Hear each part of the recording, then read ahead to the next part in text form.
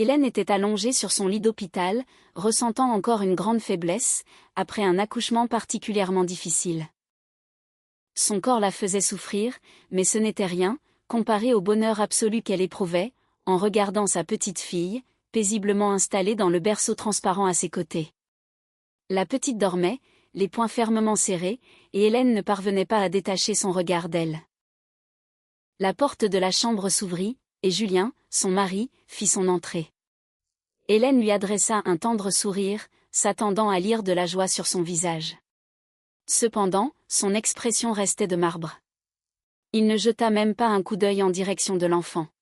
« Julien, regarde-la » murmura Hélène, « elle est si belle. »« Il faut qu'on parle » déclara-t-il froidement, en s'approchant du lit. Hélène sentit son cœur se serrer douloureusement. Elle connaissait bien ce ton. C'était exactement la voix qu'il prenait, lorsqu'il s'apprêtait à annoncer une très mauvaise nouvelle. « De quoi s'agit-il » demanda-t-elle, la voix tremblante. Julien croisa les bras sur sa poitrine, et la regarda de haut en bas, avec un certain mépris. « Je n'ai pas l'intention de subvenir à tes besoins, ni à ceux de cet enfant. Après ta sortie de l'hôpital, ne reviens surtout pas dans mon appartement. » Ces mots restèrent suspendus en l'air, claquant avec la violence d'un coup de fouet. Hélène sentit le sang quitter brutalement son visage, incapable de croire ce qu'elle venait tout juste d'entendre. « Quoi » souffla-t-elle, sous le choc. « Julien, c'est notre fille. C'est ton propre enfant. » « J'ai changé d'avis sur tout ça » la coupa-t-il sèchement. « La vie de famille, les enfants, ce n'est définitivement pas fait pour moi. J'ai rencontré une autre femme.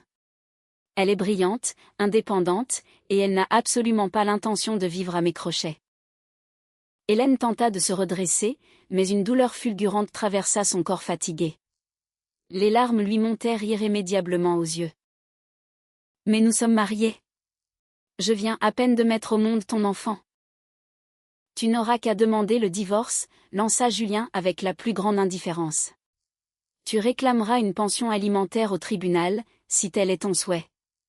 Mais je te préviens tout de suite, officiellement, je gagne des miettes, alors ne t'attends pas à un miracle. » Il tourna les talons pour se diriger vers la sortie, mais, à cet instant précis, la porte s'ouvrit à la volée. Sur le seuil se tenait un homme grand, d'un certain âge, vêtu d'un costume d'une élégance impeccable. Son dos était parfaitement droit, malgré le poids des années, et son regard était d'acier. Derrière lui, on devinait la présence discrète de deux autres hommes, en costume sombre. Hélène le reconnut immédiatement, même si elle ne l'avait pas revu depuis de très nombreuses années. « Grand-père » murmura-t-elle. Le général Victor Delarue entra dans la chambre, et sa seule présence suffit à modifier, instantanément, l'atmosphère de la pièce. Julien se figea sur place, visiblement décontenancé. « Ma petite Hélène » dit le général, d'une voix à la fois grave et chaleureuse. « Pardonne-moi de ne pas être venu plus tôt. Je n'ai appris la nouvelle de ton accouchement que ce matin même. » Hélène ne put retenir ses larmes plus longtemps. Elle tendit le bras vers lui, et le vieil homme prit délicatement sa main, l'enveloppant de ses grandes mains rugueuses, marquées par le temps. « Grand-père, je suis tellement heureuse de te voir. » Victor se pencha avec douceur, et observa le bébé endormi. « Mon arrière-petite-fille » déclara-t-il avec une immense fierté.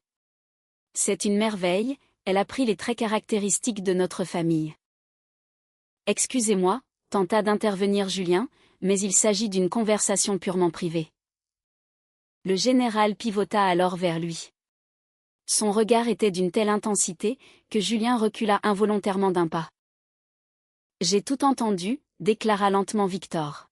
« Je me trouvais derrière cette porte depuis 5 bonnes minutes, espérant vous laisser une chance de vous comporter comme un homme digne de ce nom.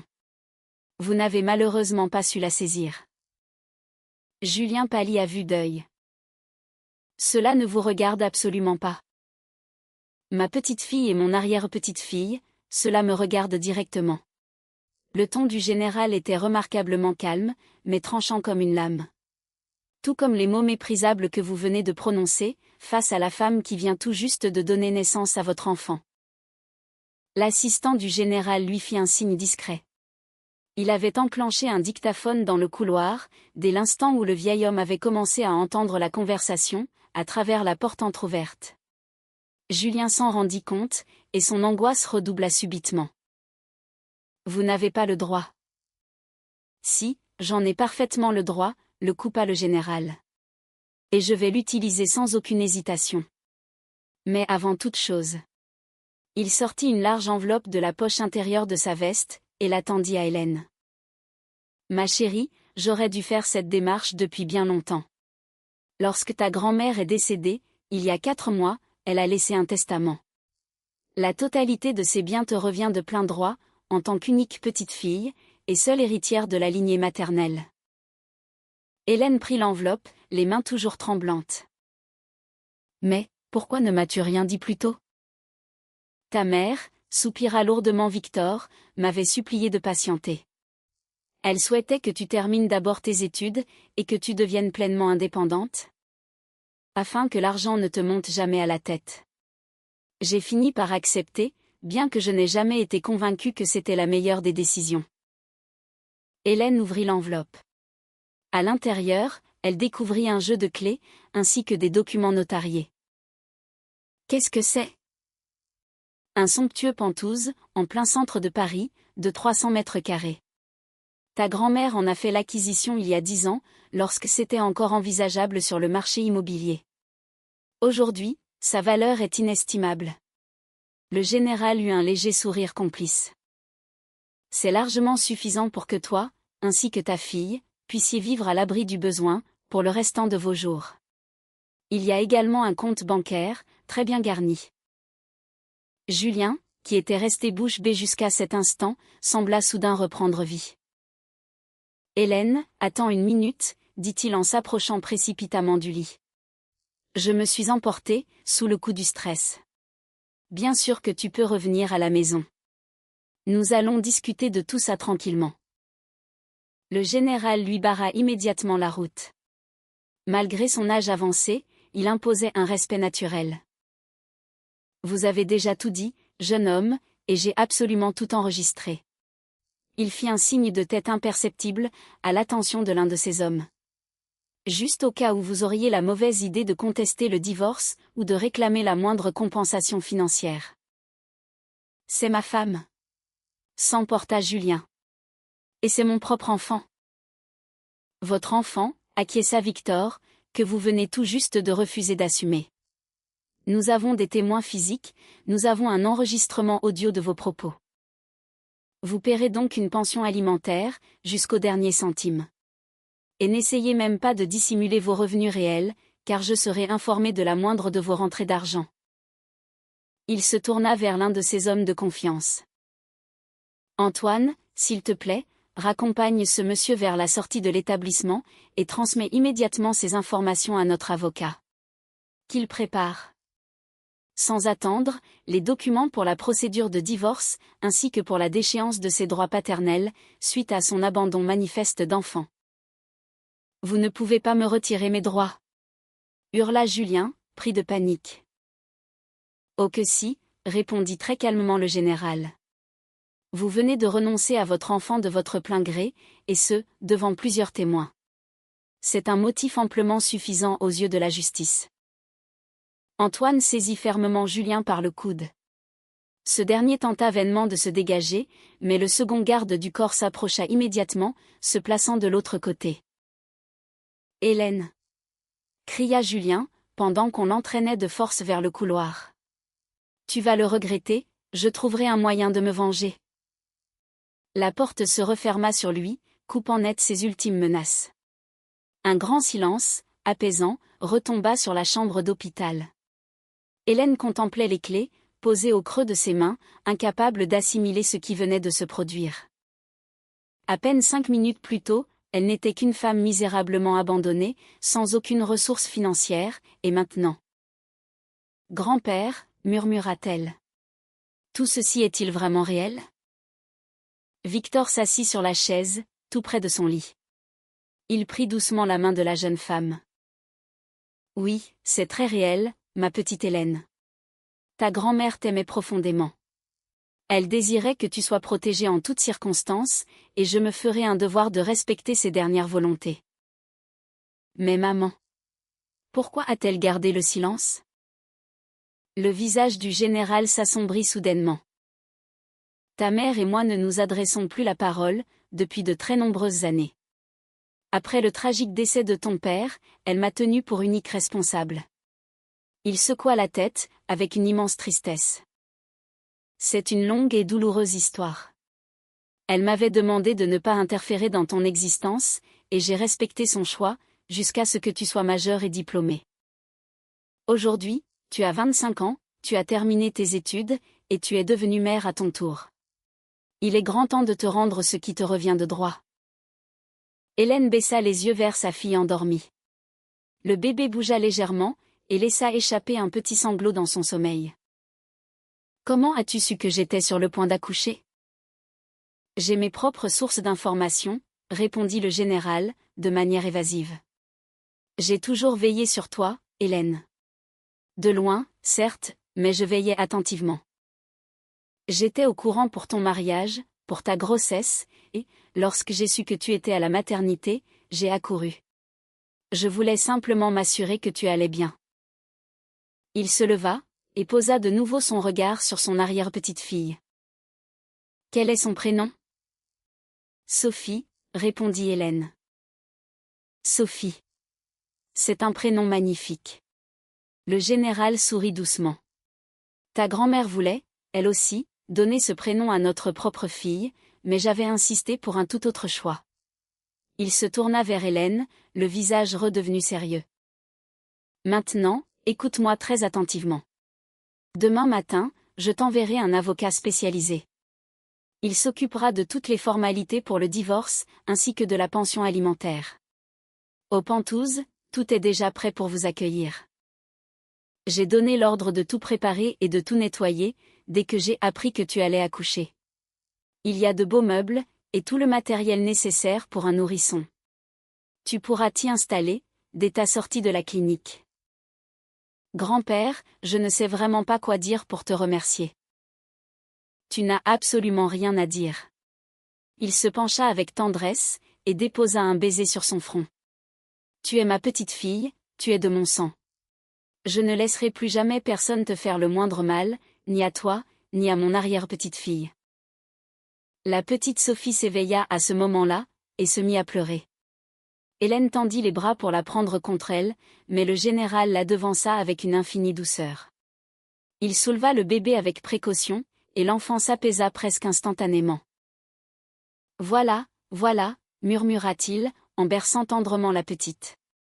Chut, mon rayon de soleil, ton arrière-grand-père est là, tout ira bien. Hélène observait cette scène touchante, et sentait qu'au fond d'elle, les choses étaient en train de changer irrémédiablement. La douleur aiguë et l'humiliation, causées par les paroles cruelles de Julien, n'avaient pas disparu par magie. Mais, désormais, un autre sentiment puissant s'y mêlait, l'espoir, et la certitude réconfortante qu'elle n'était plus seule au monde. Elle fixait son grand-père, essayant de concilier l'image de ce général redoutable, avec ses lointains souvenirs d'enfance. À l'époque, il lui apparaissait comme un géant bienveillant, qui la lançait vers le plafond en riant, et la couvrait d'immenses peluches. Puis, tout avait brutalement basculé. Après l'enterrement de son père, sa mère avait strictement interdit que l'on prononce son nom dans la maison. « Grand-père, s'il te plaît, raconte-moi toute la vérité », commença-t-elle à voix basse, sentant de nouvelles larmes lui brûler la gorge. « Je ne comprends pas, maman a toujours affirmé que c'était toi. Que papa était mort par ta faute. » Victor poussa un profond soupir, reposa délicatement l'enfant dans son berceau, et prit place sur la chaise, tout près du lit. Pour la toute première fois depuis des années, Hélène vit les traits du vieil homme s'adoucir, laissant transparaître une immense et indicible douleur. « Je sais très bien ce qu'elle t'a raconté pendant toutes ces années, dit-il d'une voix sourde. Et, crois-le ou non, je ne lui en tiens pas rigueur. Lucille cherchait désespérément un coupable, lorsqu'elle a perdu André. Il était bien plus facile de m'accuser, plutôt que d'accepter la cruelle réalité de la situation. » De quelle réalité parles-tu? Le général sortit, de la poche intérieure de sa veste, une vieille enveloppe de papier, dont les bords étaient usés et jaunis par le temps. Ton père était médecin militaire. Un excellent médecin, et un homme d'une noblesse rare. La voix du vieil homme vacilla imperceptiblement. Il y a 5 ans, il a été envoyé en mission à l'étranger. Officiellement, c'était pour apporter une simple assistance médicale, dans une région instable. Mais, en réalité, c'était une véritable zone de guerre au Mali. Hélène resta figée. Elle se souvenait très bien du départ de son père, de ses dernières étreintes passionnées, de l'odeur si familière de son eau de Cologne, et de sa promesse formelle de revenir à la maison dans un mois. C'est moi qui ai personnellement signé l'ordre de son déploiement, reprit Victor, et chaque mot semblait désormais lui coûter un effort surhumain. C'était mon devoir de commandant, mais j'ignorais tout de la situation exacte. Je ne pouvais pas prévoir que son hôpital de campagne subirait un bombardement. André a perdu la vie en héros, en tentant de sauver des blessés. Il a bravé les flammes pour sortir 4 soldats du brasier, mais lorsqu'il est retourné chercher le 5e. Le grand-père s'interrompit, incapable de terminer sa phrase. Ses mains, qui tenaient fermement l'enveloppe, tremblaient légèrement. Hélène ferma les yeux, submergée par l'émotion. Sa mère ne lui avait jamais révélé ces détails poignants, se contentant de marteler que son grand-père avait délibérément envoyé son père à la mort.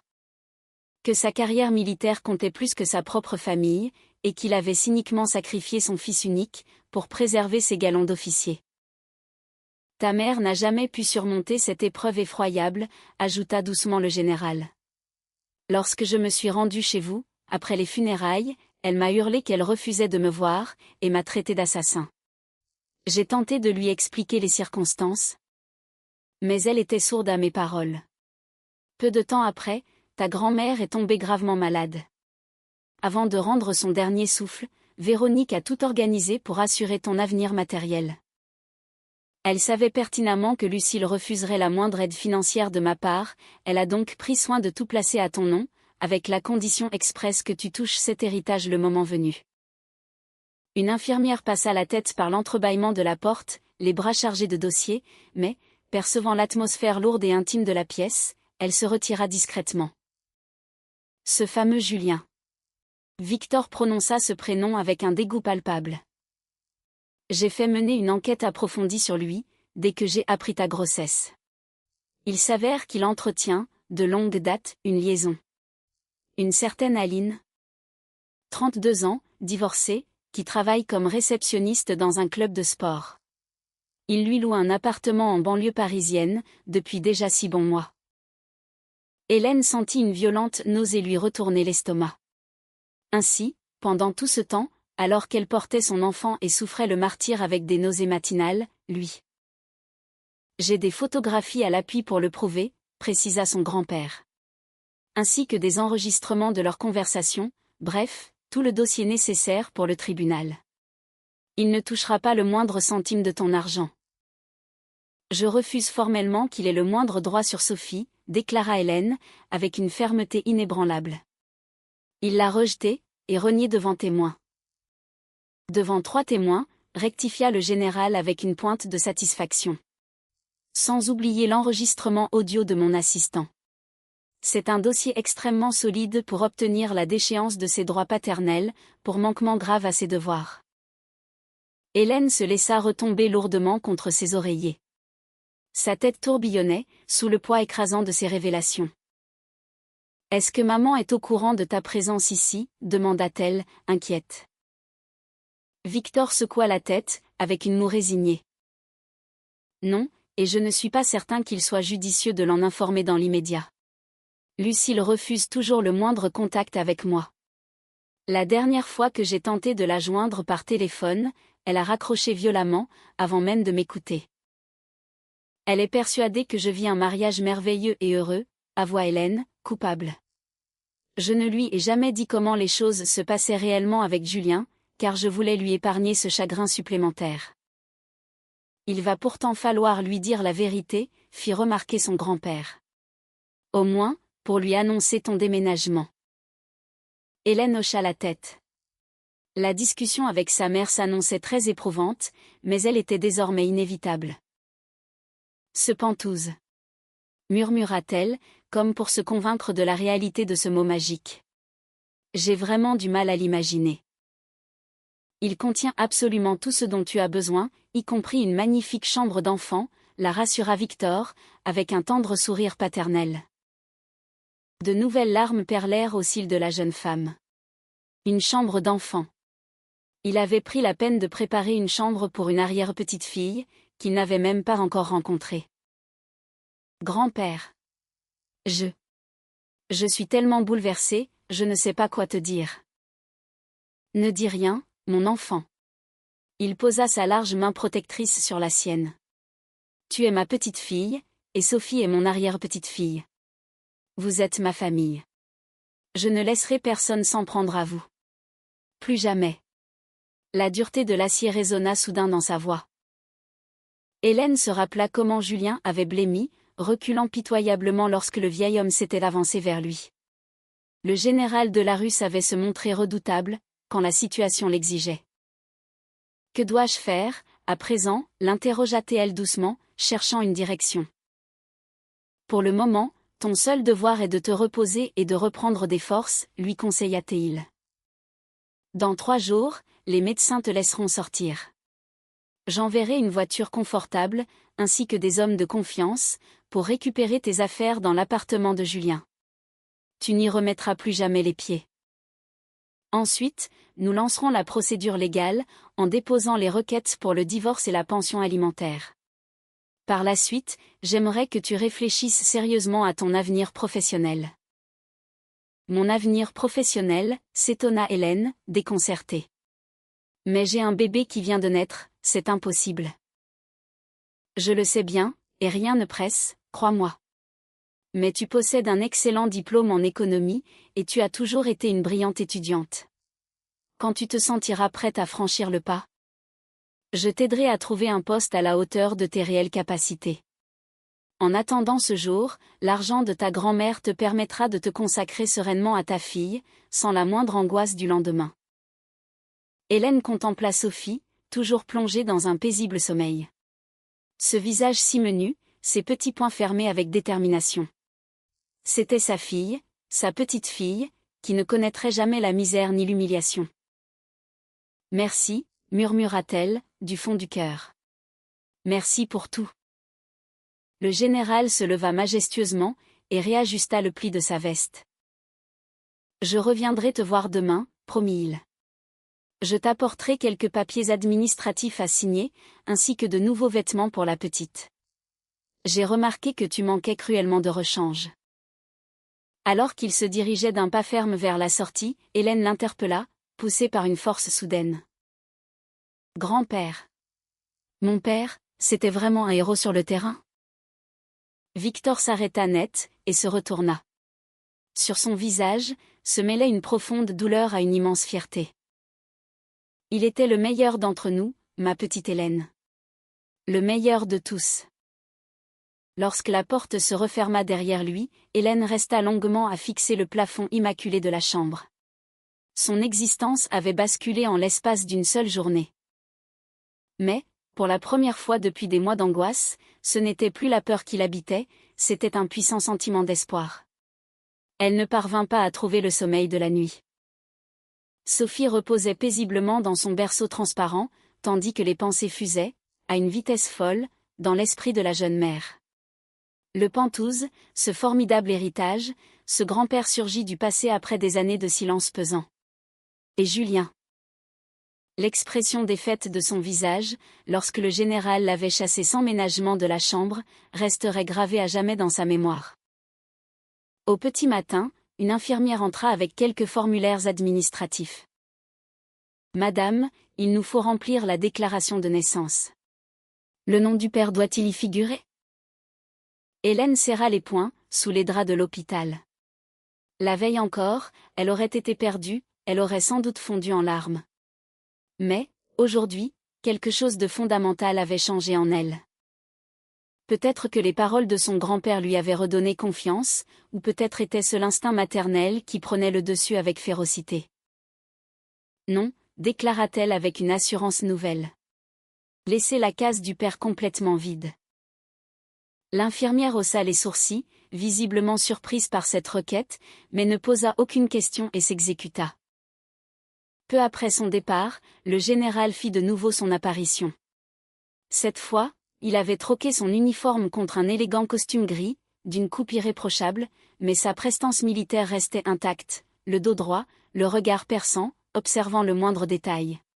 « Bonjour, ma chère petite fille. » Il s'approcha doucement du berceau, pour y jeter un coup d'œil attendri.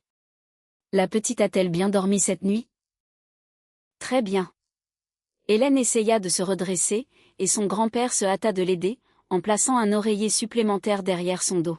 « Quand pourrai-je enfin sortir d'ici ? » ?»« Après-demain, si tout va bien. J'ai réglé les détails avec l'équipe médicale.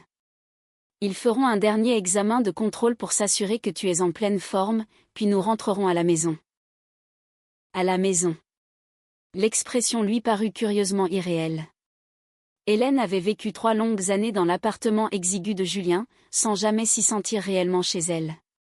Ce lieu était son territoire, et elle n'y avait été tolérée que comme une invitée temporaire, soumise à ses humeurs. « Grand-père, que va-t-il se passer avec Julien ? Tu m'as parlé d'un procès ? » Les traits de Victor se durcirent instantanément. « Mon avocat a d'ores et déjà rédigé la requête, pour la déchéance de ses droits paternels, et pour réclamer la pension alimentaire due. Nous disposons de ses propres déclarations enregistrées, et des témoignages du personnel. De plus, j'ai fait mes petites recherches financières. Ton mari croule sous les dettes, accumulées par des crédits douteux, par le loyer de sa maîtresse, et par ses dîners luxueux au restaurant. L'ensemble de ces preuves accablantes sera soumis au juge des affaires familiales. Il va me harceler au téléphone, il va essayer de faire pression sur moi pour que j'abandonne. » C'est pour cette raison précise, le général tira un smartphone flambant neuf de sa poche, que je t'apporte ce nouveau téléphone sécurisé. Seul mon assistant et moi-même connaissons ce numéro. Tu peux jeter l'ancien, ou le laisser éteint. Julien n'a absolument pas à savoir où tu te trouves, ni comment te joindre. Hélène accepta l'appareil avec précaution. Il était léger, manifestement coûteux, et lui semblait totalement étranger, à l'image de cette existence inédite qui lui tombait dessus en l'espace de 24 heures. Et pour maman ? Comment vais-je lui annoncer tout cela ? Veux-tu que je m'entretienne avec Lucille, pour préparer le terrain ? Non. Hélène secoua doucement la tête, déterminée. C'est à moi de le faire, c'est ma responsabilité. J'ai juste besoin d'un peu de temps. Le général acquiesça, respectant sa décision, et se leva de sa chaise. Repose-toi au maximum. J'ai des affaires professionnelles à régler en ville, mais je serai de retour ce soir. N'hésite pas à m'appeler, si tu as besoin de quoi que ce soit. Lorsqu'il fut parti, Hélène prit doucement Sophie dans ses bras. Le bébé respirait avec de légers petits souffles réguliers. Ses doigts minuscules se crispaient, et se détendaient, au rythme apaisant de ses rêves. Elle était si petite, si infiniment vulnérable. « Je ne permettrai jamais à personne de te faire du mal, » murmura la jeune maman, le regard rempli de résolution. « Je te le jure solennellement. » Plus tard dans la soirée, la porte s'entr'ouvrit timidement, laissant apparaître Madame Martin, une voisine de son ancien immeuble, à l'air perpétuellement soucieux et curieux. « Ma petite Hélène, j'ai su par le voisinage que tu avais accouché, je voulais absolument passer te voir. » Elle lui tendit un sac rempli de beaux fruits frais. « Comment va le bébé ? » ?»« Merci beaucoup, Madame Martin. » Hélène était sincèrement surprise par cette visite impromptue. Elle se croisait poliment dans les couloirs, mais n'avait jamais vraiment lié connaissance. Sophie se porte à merveille. Tout va très bien, je vous assure. La voisine s'assit au bord d'une chaise, balayant la pièce du regard, comme pour s'assurer qu'elles étaient bien seules. Écoute, je ne veux pas me mêler de ce qui ne me regarde pas, mais hier soir, j'ai aperçu ton mari. Il est arrivé à l'immeuble accompagné d'une jeune femme, une grande blonde. Ils sont montés directement chez vous, et 1 heure plus tard, elle commençait à monter des cartons, beaucoup de cartons. Je me suis dit que tu n'étais peut-être pas au courant de la situation. Hélène sentit son estomac se nouer violemment. Ainsi, Julien ne s'était pas contenté de l'abandonner lâchement, il avait carrément installé sa maîtresse dans leur logement. Ou plutôt, dans son logement à lui, comme il aimait à le rappeler. « Je le sais parfaitement », répondit-elle d'un ton sec. « Nous sommes en train de nous séparer. »« Oh, mon Dieu !» s'exclama madame Martin, en portant les mains à son visage, faussement choquée. « Et moi qui pensais. Hélène, si tu te retrouves à la rue. Sans endroit où aller, j'ai une chambre d'amis de libre. Mon fils est parti à l'armée, tu pourrais venir t'y installer avec la petite, le temps de te retourner. » Cette proposition inattendue toucha Hélène en plein cœur, la faisant presque fondre en larmes. Voilà une preuve de véritable compassion humaine, venue d'une voisine presque inconnue, prête à tendre la main dans un moment critique. « Je vous remercie de tout cœur pour cette offre, » dit Hélène, en ravalant le nœud qui se formait dans sa gorge. « Mais rassurez-vous, j'ai un endroit où aller. Mon grand-père est venu à mon aide. » « Dieu merci », soupira la voisine, visiblement soulagée. « Quand je te vois, si jeune, toute seule avec un nourrisson. Ce Julien, je l'ai toujours trouvé bien froid et distant. Je l'avais même dit à mon mari, ce garçon-là, il n'est pas fait pour toi, il n'a pas un bon fond. » Après le départ de madame Martin, Hélène regarda longuement par la fenêtre, observant le jour décliner sur les toits de la ville. Quelque part là-bas, Julien s'installait confortablement avec Aline, jetant les affaires de sa femme pour faire de la place à sa nouvelle vie.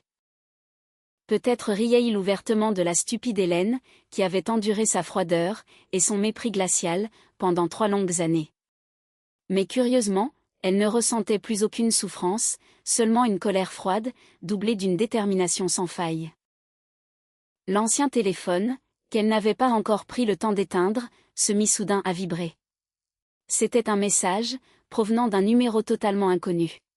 « Hélène, c'est Aline. Julien m'a informé de votre séparation. Je tiens à ce que tu saches que je n'ai pas détruit votre mariage. C'est lui qui est venu vers moi. » En pleurant, affirmant qu'il était malheureux depuis très longtemps. « Ne m'en tiens pas rigueur, s'il te plaît. Je te souhaite sincèrement d'être heureuse. » Hélène relut ces lignes à 3 reprises, incrédule. L'audace et le cynisme de cette femme dépassaient l'entendement. Pas détruit le mariage. Je te souhaite d'être heureuse. On aurait dit le message d'une amie bienveillante, partageant un jouet dans une cour de récréation, sans aucune considération pour la réalité. Ses doigts survolèrent le clavier, prêts à rédiger une réponse incendiaire et méritée. Mais elle s'arrêta net. À quoi bon s'abaisser à son niveau? Aline allait récolter très exactement ce qu'elle méritait, Julien, avec ses dettes vertigineuses, ses mensonges chroniques, et son incapacité pathologique à assumer ses actes. C'était là le pire des châtiments, bien plus cruel que tous les maux du monde. Sans même daigner répondre, Hélène bloqua le numéro, et éteignit définitivement l'appareil. Sophie se réveilla en pleurant, signalant qu'il était l'heure de la tétée. Hélène prit sa fille contre elle, s'installa confortablement dans son lit, et la mit au sein. Le bébé s'apaisa dans l'instant, buvant goulûment le lait maternel. « Tu sais, ma petite Sophie, » murmura doucement Hélène, caressant la joue de son enfant. « Ta maman a été bien naïve, très stupide même. J'ai vécu pendant 3 ans avec un homme qui ne ressentait absolument rien pour moi. J'ai serré les dents, j'ai espéré qu'il changerait un jour. Mais la donne a changé. À présent, une nouvelle vie s'offre à nous, et je te fais la promesse solennelle que tu deviendras une femme forte. Personne n'aura jamais le droit de t'humilier. Tu apprendras, par toi-même, ce que signifie le véritable amour. » On frappa doucement à la porte. Hélène pensait voir entrer l'infirmière de garde, ou son grand-père de retour de ses courses, mais ce fut sa mère qui apparut. Lucille semblait profondément épuisée. Des cernes sombres marquaient son visage émacié, et de fines mèches argentées, qu'Hélène n'avait jamais remarquées auparavant, parsemaient sa chevelure. Elle resta immobile sur le pas de la porte, contemplant sa fille, et sa petite-fille, avec une émotion palpable. « Maman !» lâcha Hélène dans un souffle, surprise. « J'ai appris que tu avais accouché, » dit Lucille, la voix tremblante, essayant de contenir ses larmes. « Pourquoi ne m'as-tu pas appelé immédiatement? Je serais venue tout de suite, pour t'épauler dans cette épreuve. Tout s'est enchaîné très vite, maman. Lucille s'avança lentement dans la chambre, fixant le visage minuscule de Sophie. Elle est magnifique. Elle te ressemble tellement, quand tu étais bébé. Un silence pesant s'installa entre les deux femmes. Il y avait tant de choses à se dire, tant de non-dits à dissiper, mais les mots semblaient bloqués. Maman, Julien est parti. Il nous a quittés lâchement, déclara Hélène, décidant d'aller droit au but pour ne pas faire durer le suspense. Il a une autre femme dans sa vie. Lucille blêmit soudainement, vacilla, et se laissa tomber lourdement sur la chaise adjacente. Quoi? Mais depuis quand? Il me l'a annoncé hier, ici même, dans cette chambre d'hôpital. Il m'a jeté à la figure qu'il refusait catégoriquement de subvenir aux besoins de l'enfant. Espèce de sale ordure. La mère serra les poings, révoltée par une telle bassesse. J'ai toujours su, au fond de moi, qu'il y avait quelque chose de malsain chez lui. Ma chérie, ne t'en fais pas, on s'en sortira ensemble. Tu viendras vivre à la maison, et je t'aiderai jour et nuit à élever la petite. Maman, la coupa Hélène avec douceur mais fermeté, grand-père est venu me voir. Lucille se figea brusquement sur sa chaise, son visage devenant un masque de pierre, impénétrable. Quoi? Le général de la rue? Ici? Il a tout entendu, depuis le couloir, quand Julien m'a quitté, et il m'a dit. Maman, grand-mère Véronique m'a fait héritière. J'ai reçu un magnifique pantouse au centre-ville, et une somme d'argent importante. Le silence qui suivit fut absolument assourdissant. Lucille dévisageait sa fille, les yeux écarquillés, comme si cette dernière s'exprimait dans une langue totalement inconnue. Tu as osé lui parler, et accepter son aide, après tout le mal qu'il a fait à notre famille? Il n'a rien fait de mal, maman, rétorqua doucement Hélène, tentant de la raisonner. Papa a donné sa vie de son plein gré, pour sauver d'autres hommes. C'était sa vocation, son travail, son choix. Grand-père n'y est pour rien dans cette tragédie. Il n'y est pour rien. S'emporta Lucille, la voix brisée par l'émotion et la rage accumulée. C'est lui, et lui seul, qui a envoyé mon mari à la guerre. Il aurait très bien pu l'affecter en ville. Dans un bureau, dans n'importe quel hôpital civil de la région. Mais non, il fallait absolument qu'André lui prouve qu'il était digne de porter le glorieux nom de la famille. C'est absolument faux. Une voix grave et imposante s'éleva, depuis le couloir. Le général apparut, sa silhouette occupant presque tout l'encadrement de la porte. Lucille interrompit son discours haineux, le visage livide, vidé de toute force. Victor. Souffla-t-elle, en reculant d'un pas, comme terrifiée. Lucille. Le ton du général était remarquablement calme, dénué de toute agressivité, presque tendre. 5 longues années se sont écoulées depuis ce drame. Hélène, par pur instinct de protection, serra Sophie contre sa poitrine. Tu n'avais aucun droit de venir ici, se redressa Lucille, la voix tremblante de colère contenue, tentant de faire front. Tu n'avais aucun droit de t'immiscer à nouveau dans notre vie. J'ai le devoir absolu, et le droit, de protéger ma petite-fille, et mon arrière-petite-fille. Le général s'avança d'un pas assuré dans la pièce. D'autant plus, lorsqu'un lâche les abandonne cyniquement, dans le moment le plus difficile de leur vie. Nous pouvons très bien nous débrouiller seuls. Vraiment? Comme vous l'avez si bien fait jusqu'à présent? La voix du vieil homme prit des accents métalliques, emplis de reproches. Hélène partageait sa vie avec un individu abject, qui n'a même pas pris la peine de cacher son infidélité, et qui l'a jetée à la rue, alors qu'elle sortait tout juste de la salle d'accouchement. Lucille tressaillit violemment, comme sous le coup d'une gifle physique. Hélène observait avec tristesse le conflit intérieur qui rongeait sa mère, partagé entre la fierté mal placée, la douleur persistante du passé, et la dure réalité de leur situation présente. « Cela ne te concerne pas, balbutia Lucille, mais sa voix manquait cruellement d'assurance, se brisant sur la fin. « Bien sûr que si, ça me concerne. » Le général s'approcha, le regard soudain empreint d'une profonde douceur paternelle. « Ma pauvre Lucille. Je sais parfaitement que tu me tiens pour l'unique responsable de la mort d'André. Crois-moi, je me blâme moi-même, chaque jour que Dieu fait. Mais il était médecin de guerre, un vrai soldat. Il connaissait parfaitement les risques inhérents à son métier. Sa vocation était de sauver des vies, et c'est la voie exigeante qu'il avait choisie. Tu avais le pouvoir de l'arrêter. Pleura Lucille, les larmes coulant sur ses joues. Tu es un général influent, tu as le bras long, tu aurais pu intervenir. Je n'avais pas le droit moral d'étouffer la vocation de mon propre fils. Victor laissa échapper un profond soupir, chargé de remords. André était forgé dans le même métal que moi. Il n'aurait jamais pu se regarder dans un miroir, s'il avait failli lâchement à son devoir. Tu le connaissais mieux que personne, tu sais que c'est l'absolue vérité. Lucille détourna les yeux, fixant la fenêtre pour fuir son regard. Ses épaules étaient secouées de petits tremblements convulsifs. J'ai perdu l'homme de ma vie, murmura-t-elle, la gorge nouée par le chagrin. Je me suis retrouvée totalement seule, avec ma fille à élever. Et moi, j'ai perdu mon fils, répondit le général, la voix soudain rauque, vacillante. Mon fils unique, ma fierté. Mais je refuse, aujourd'hui, de perdre un membre de plus de cette famille. Maman, intervint doucement Hélène, la voix suppliante. Ne crois-tu pas que c'est suffisant?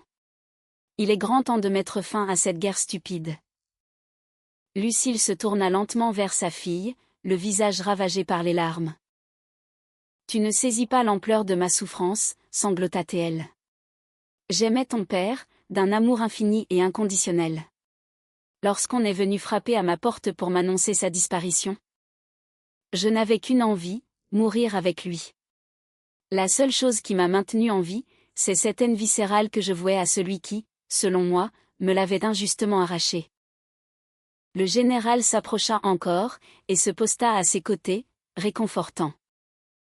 Je comprends ton ressentiment, et ta colère, avoua-t-il humblement. Moi aussi, j'ai souhaité la mort, le jour maudit où j'ai porté André en terre. Mais j'ai choisi de vivre, parce que je savais que, quelque part dans ce monde, vous étiez là, toutes les deux, et que vous aviez besoin de moi. J'étais terrorisée, confessa Lucille, en baissant la tête. J'avais si peur qu'en te revoyant, la douleur insurmontable de sa perte me submerge à nouveau. Cette douleur ne s'est jamais effacée, et elle ne s'effacera jamais, répondit le général, avec une immense bienveillance. Mais, peut-être qu'en unissant nos forces, le fardeau sera beaucoup plus léger à porter. Lucille leva les yeux vers lui, cherchant une trace de tromperie, avant de regarder tendrement Hélène et le nouveau-né. J'ai été une mère déplorable, lâcha-t-elle soudain, avec une sincérité désarmante. Je me suis tellement laissée dévorer par mon chagrin égoïste, que je n'ai même pas vu qu'Hélène s'engageait avec ce Julien. J'aurais dû être là, pour la protéger de ses propres erreurs. Tu as fait de ton mieux, avec la douleur qui t'accablait, la rassura Victor. Aucun de nous n'est coupable de la bassesse de cet individu. Mais, aujourd'hui, nous avons l'occasion merveilleuse de réparer les pots cassés. L'infirmière de service entr'ouvrit la porte, l'air contrit. Je suis désolée de vous interrompre, mais la patiente a impérativement besoin de repos maintenant. Le général acquiesça respectueusement. Nous partons sur le champ. Viens, Lucille, allons discuter un peu, tous les deux. La mère d'Hélène hésita un court instant. Puis, elle s'approcha du lit, se pencha avec une infinie tendresse, et déposa un baiser humide sur le front de sa fille. Pardonne-moi, mon petit rayon de soleil, murmura-t-elle avec une émotion poignante. Pour toutes mes erreurs, et mes absences. Maman, tout va bien, le passé est le passé, répondit Hélène, s'efforçant de sourire à travers ses larmes de joie. Allez-y, parlez-vous, il est vraiment grand temps. Lorsqu'ils quittèrent la pièce, Hélène s'adossa, épuisée mais heureuse, à ses oreillers. Sophie remua doucement, et ouvrit de grands yeux sombres, identiques à ceux de sa mère, fixant le plafond. Eh bien, ma chérie, chuchota-t-elle en lui caressant le front. On dirait bien que nous allons, enfin, avoir une vraie famille. La journée du lendemain, à la maternité, se déroula dans un calme surprenant, presque irréel. Julien ne donna aucun signe de vie, comme s'il s'était volatilisé. Le général lui fit comprendre que ses avocats réputés avaient pris les choses en main, et que son ex-mari avait tout intérêt à garder ses distances, sous peine de lourdes conséquences légales. Lucille et Victor venaient lui rendre visite ensemble, comme de vieux amis. Même si une certaine tension persistait parfois entre eux, reliquat de 5 années de silence, ils faisaient de réels efforts de civilité, pour le bien-être d'Hélène et de la petite Sophie. Hélène se préparait nerveusement pour sa sortie. Assise sur le bord du lit, habillée et ses bagages minutieusement préparés, elle berçait sa fille, emmitouflée dans un petit nid d'ange rose bonbon. Ses nerfs étaient à vif. Tout va bien se passer, se répéta-t-elle, pour la 100e fois de la matinée, essayant de se convaincre. La porte s'ouvrit, laissant entrer le général, toujours aussi imposant.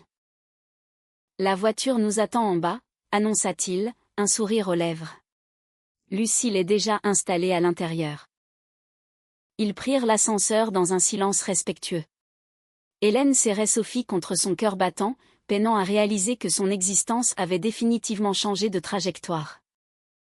Quelques jours auparavant, elle était encore l'épouse soumise de Julien, cantonnée dans un appartement exigu, subissant son indifférence quotidienne, et ignorant tout de sa trahison amoureuse. Et voilà qu'à la sortie de l'hôpital, un impressionnant SUV noir, aux vitres lourdement teintées, l'attendait comme une VIP. Un chauffeur, la quarantaine, vêtu d'un uniforme sobre et élégant, lui ouvrit la portière avec empressement. Lucille s'y trouvait déjà, le visage radieux. En route pour la maison, lança sa mère, et Hélène perçut une nuance inédite, et merveilleuse, dans sa voix, une pointe d'espoir, d'excitation, peut-être. Le véhicule démarra tout en douceur, s'insérant dans le trafic. Dehors, la ville bourdonnait d'activité, lumineuse et bruyante sous le soleil.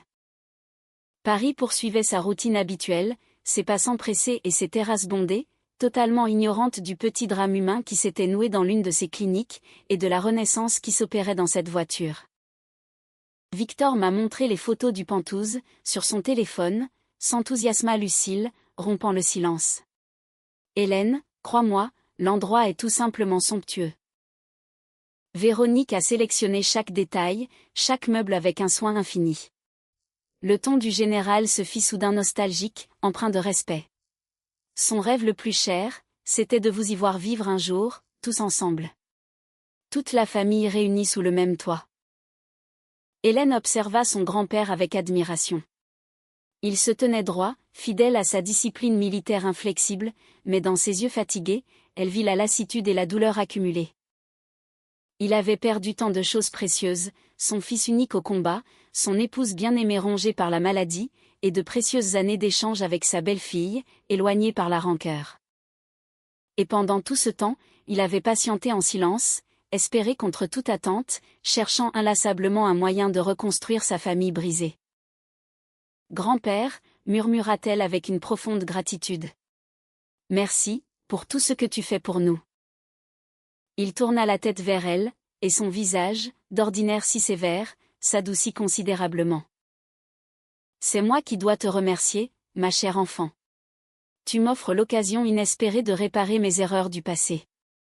Et tu m'as fait le plus beau des cadeaux, une arrière-petite-fille. » Sophie, comme pour ponctuer cette déclaration solennelle, choisit cet instant précis pour pousser un grand bâillement théâtral, avant de replonger dans le sommeil, déclenchant un rire général, discret, mais libérateur et joyeux.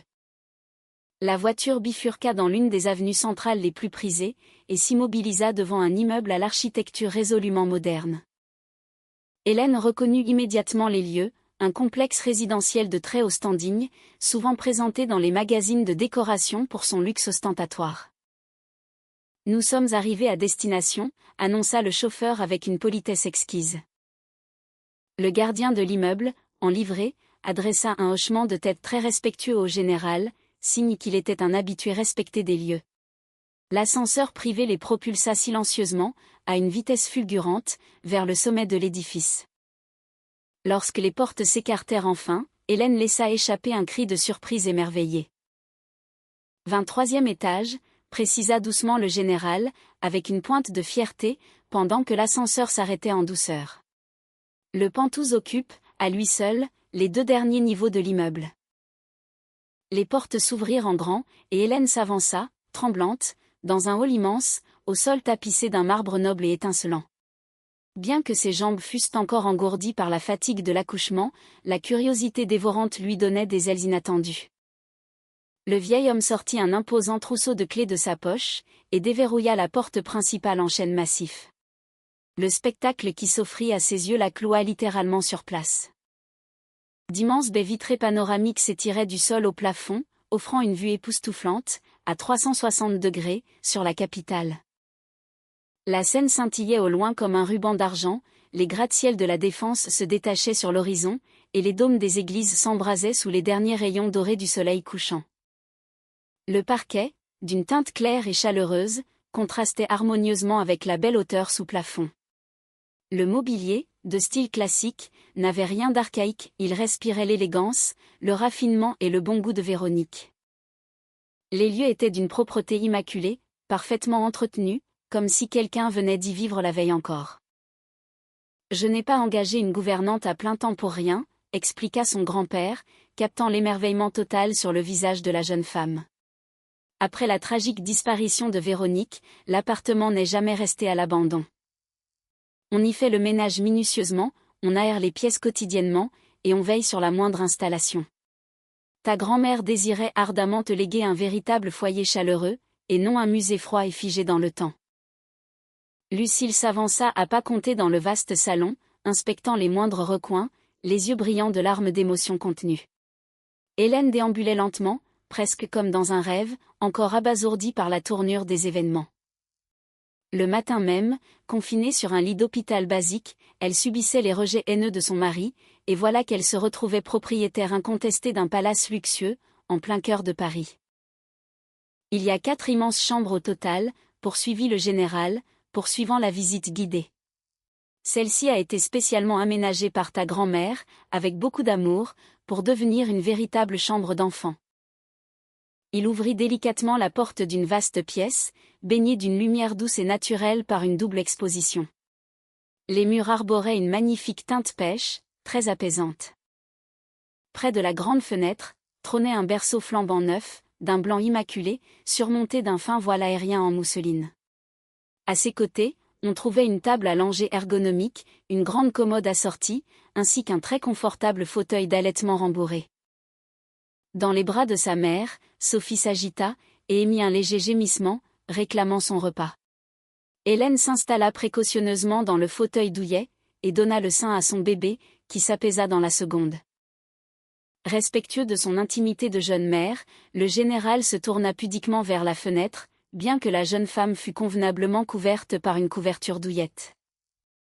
J'ai rendez-vous avec mon avocat, dès demain matin à la 1re heure, annonça-t-il, le dos tourné, fixant l'horizon.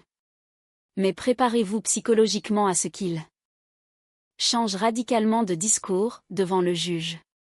Ce genre d'individu mesquin refait toujours surface, la bouche en cœur, dès qu'il flaire l'odeur alléchante de l'argent.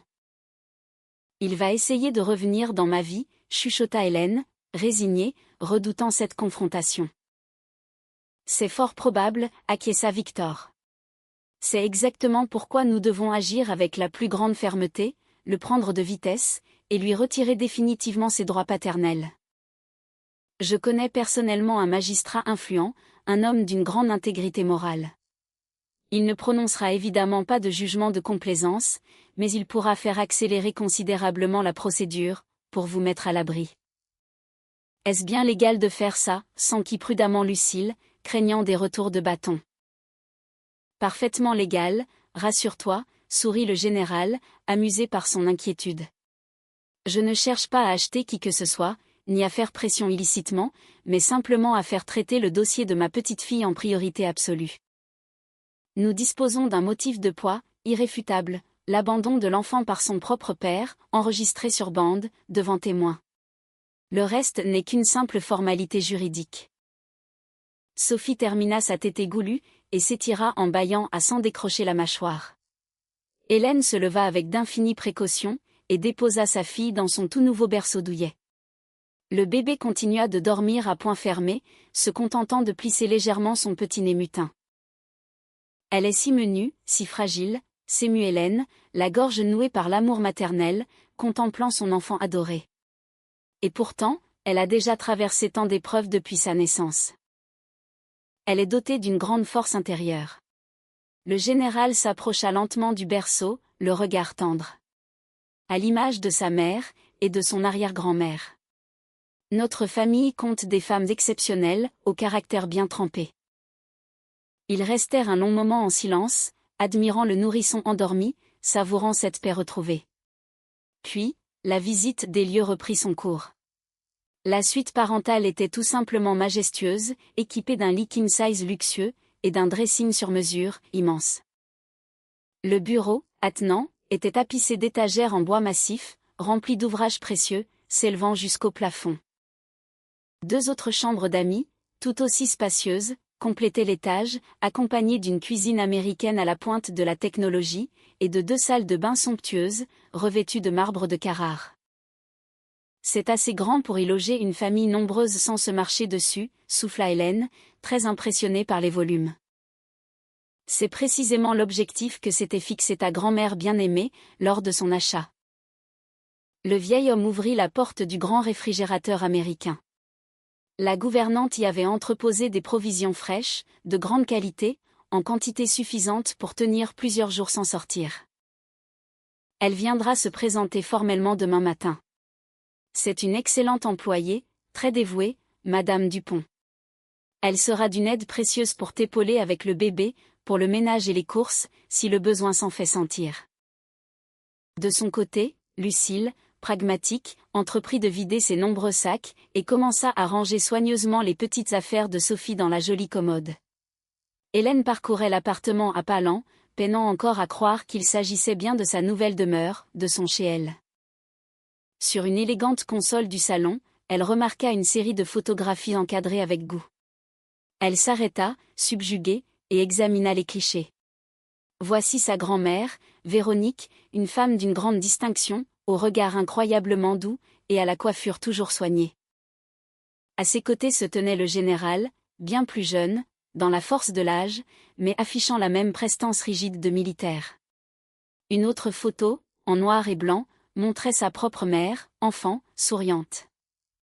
Et enfin, un dernier portrait, coloré, Hélène elle-même, vers l'âge de 5 ans, assise joyeusement sur les genoux de sa grand-mère. Elle n'en gardait aucun souvenir précis, trop jeune à l'époque de la prise de vue. Mais Véronique avait précieusement conservé cette image, la mettant en valeur dans son salon, comme un trésor. Elle t'aimait profondément, plus que tout. Le général s'était approché silencieusement, et se tenait tout près d'elle. Infiniment. Lorsque la rupture désastreuse avec Lucille s'est produite, Véronique en a terriblement souffert, en silence. Elle a maintes fois tenté de rétablir le dialogue entre nous, mais mon entêtement stupide, et la colère légitime de ta mère, ont eu raison de ses efforts louables. Pourquoi n'étiez-vous pas présent, le jour de ses obsèques, demanda doucement Hélène, osant enfin poser la question. J'étais en mission secrète, à l'étranger, lâcha le général, les mâchoires soudain crispées par le regret, au Mali. Je n'ai été informé de sa terrible disparition que 3 jours plus tard. À mon retour en France, il était trop tard, tout était déjà terminé, elle reposait en terre.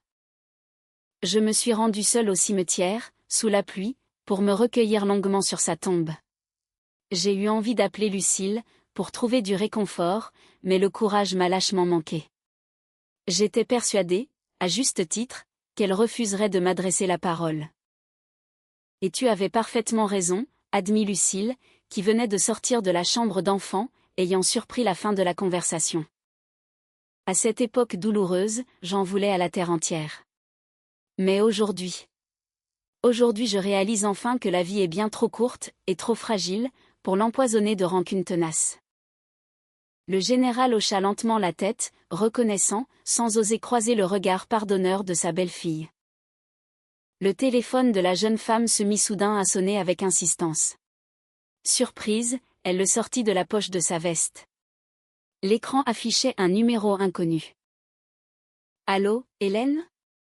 C'est Christine » résonna une voix familière et enjouée. Christine était sa plus proche confidente, avec qui elle avait partagé toutes ses années d'études universitaires. C'était l'un des rares contacts personnels que le général avait pris soin de transférer sur ce nouvel appareil sécurisé. Je viens tout juste de croiser Julien, par hasard. Il est dans un restaurant chic, en charmante compagnie d'une blonde très décolorée. Ils viennent de commander une bouteille de champagne hors de prix, on dirait bien qu'ils ont quelque chose d'important à fêter. Hélène sentit une boule glaciale se former dans son ventre. Il sablait le champagne. Il fêtait allègrement sa liberté retrouvée, ravi de s'être débarrassé si facilement de sa femme encombrante, et de son enfant non désiré. « Je te remercie sincèrement de me prévenir, articula-t-elle péniblement, ravalant sa fierté. « Tu vas bien, ma belle ? Ton accouchement s'est bien passé ? J'ai essayé de passer te voir à la clinique hier, mais tu étais injoignable. » Tout va très bien. Hélène coula un regard complice vers son grand-père, qui écoutait. J'ai mis au monde une magnifique petite fille, Sophie. Oh, toutes mes félicitations, c'est merveilleux, s'exclama Christine, sincèrement ravie de la nouvelle. Mais, dis-moi, que fait Julien au restaurant avec cette fille ? Il ne devrait pas être à ton chevet, à la maternité, à pouponner ? C'est une longue histoire, très compliquée. Hélène n'avait aucune envie de s'épancher sur les détails sordides pour le moment. Je t'expliquerai tout cela, de vive voix, très bientôt. Elle prit congé chaleureusement, et mit fin à la conversation, avant de reposer le téléphone sur la table. Il sabre le champagne au restaurant, dit-elle à voix haute, la voix teintée de mépris. Avec sa maîtresse. Le général esquissa un sourire sardonique, mais ses yeux perçants brillaient d'une lueur froide, impitoyable, digne d'un stratège. Laisse-le donc célébrer son triomphe imaginaire, murmura-t-il calmement. La fête sera de bien courte durée, je te l'assure. Les premiers jours passés aux Pentouzes s'écoulèrent dans un véritable brouillard, hors du temps. Hélène devait s'adapter rapidement au rythme éreintant qu'impose un nouveau-né, l'enchaînement infernal des tétés, les changements fréquents de couches, et les rares moments de sommeil, grappillés ici et là. Sophie se révéla, heureusement, être un bébé très calme, mais elle réclamait, comme tous les nourrissons, une attention de tous les instants. Lucille avait pris ses quartiers dès le premier jour, occupant l'une des vastes chambres d'amis, et s'avérant être une alliée indispensable au quotidien. La mère et la fille partageaient de longues nuits blanches, se relayant patiemment pour bercer le bébé pleurnicheur. Ces moments intimes de quiétude nocturne leur permirent de retisser les liens indéfectibles, qui s'étaient si tristement distendus au fil des ans. Le grand-père venait leur rendre visite quotidiennement, sans faute. Il faisait généralement son apparition vers l'heure du déjeuner, les bras toujours chargés de sacs volumineux, en provenance de la pharmacie, ou d'une boutique spécialisée pour jeunes enfants. Le général de la rue, homme à poigne habitué à diriger des régiments entiers d'une main de fer, se figeait, totalement désemparé, dès que la petite Sophie ouvrait de grands yeux curieux, pour l'observer fixement depuis son berceau. Hélène remarquait la tendresse infinie qui envahissait alors ce visage d'ordinaire si sévère, et le léger tremblement de ses mains, usées par le temps et les combats, lorsqu'il soulevait délicatement son arrière-petite-fille, comme si elle était faite de porcelaine. C'est le portrait craché de Véronique, au même âge, chuchota-t-il une après-midi, et Hélène décela un voile humide dans ses yeux brillants. Une beauté absolue, éblouissante. Le 3e jour après sa sortie de la clinique, le grand-père prolongea sa visite bien plus que d'ordinaire. Lucille avait emmené la petite pour une promenade dans le parc voisin, l'installant confortablement dans la magnifique poussette aux finitions chromées, offerte par le général la veille. Hélène sirotait tranquillement une tasse de thé vert dans la cuisine américaine, lorsque Victor déposa, avec gravité, un épais dossier sur la table, juste devant elle. « Qu'est-ce donc » l'interrogea-t-elle, intriguée. La requête officielle pour la déchéance immédiate de ses droits paternels, répondit-il laconiquement, droit au but.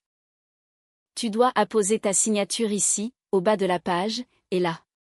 Mon équipe juridique a rassemblé tous les éléments requis, l'enregistrement audio de son refus d'assumer l'enfant, le rapport détaillé de mon service de sécurité, ainsi que les preuves bancaires irréfutables de son absence totale de soutien matériel.